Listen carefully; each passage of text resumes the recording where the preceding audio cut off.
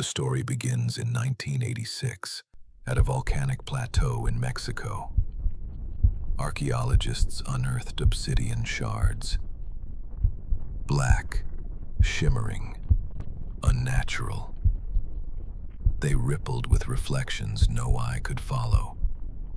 Witnesses said the glass breathed. Division 13 seized the site within hours. The cover story was contamination, but the contamination was never in the earth. It was in the stone. And in the 80s, when others raced to build machines of war, Division 13 was already learning how to weaponize memory itself. Division 13, Incident Log 47A.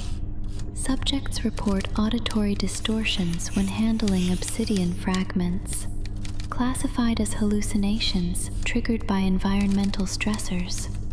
Containment ordered, 1986. Hallucinations do not call you by name. They do not speak in the voice of a father long dead, or a child you never had the chance to hold. The shards did. They whispered in tones sharpened to wound, cutting straight into the fractures of memory. Each researcher heard what they feared most, spoken back to them from the stone. Some wept, some screamed. A few simply listened until they could no longer stop. Division 13 buried it all beneath paperwork and bodies. The excavation team was erased. Families were told they relocated. In truth, they were sealed into mirrored chambers, forced to sit with the shards. Their bodies failed, but their mouths kept moving, whispering, something Division 13 could not translate. They called it contamination. I call it possession. Possession acknowledged. Relocation complete.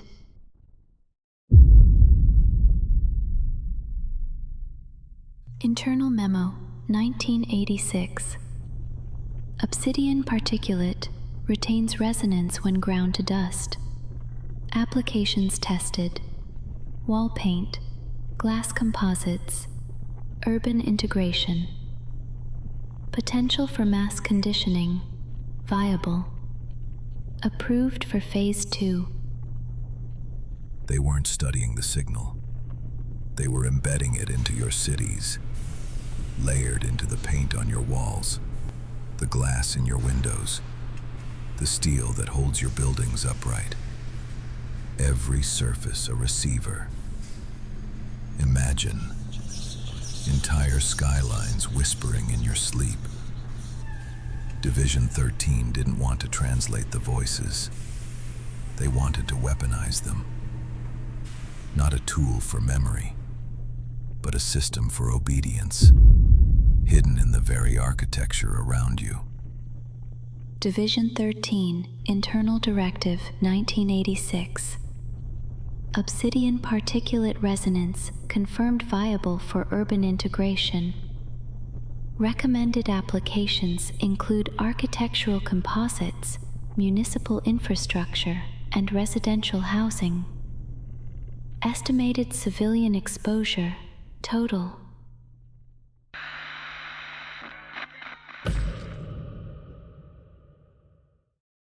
Amplify the shards, and they sing. Not music, programming, voices layering in threes, trinary broadcasts. Some researchers sang along until their throats tore. Their deaths were called accidents. But I know better. I listened. I heard fragments, tones that bent the air like heat, phrases that left the room colder when they ended. They weren't commands. They were warnings, and Division 13 mistook the warnings for instructions. Test result. Subject vocalizations aligned with resonance pattern. Outcome. acceptable loss. Phase 3, 1986. Shard integration with machinery successful. Subjects exposed. Exhibit memory lapses. Dissociation. Autonomous movement into restricted zones. Synchronization between subjects observed. Recommended application. Population conditioning. The shards were not memory. They were alive, broadcasting, carrying thought like a contagion. Not just ideas, but compulsions, seeded like spores in the dark. Division 13 believed they could steer it, that control could be engineered. But every experiment drew them deeper into the current. They didn't realize the truth until it was too late. The shards weren't waiting for orders. They were giving them. One chamber still exists, its walls lined with obsidian slabs, a cage of black mirrors.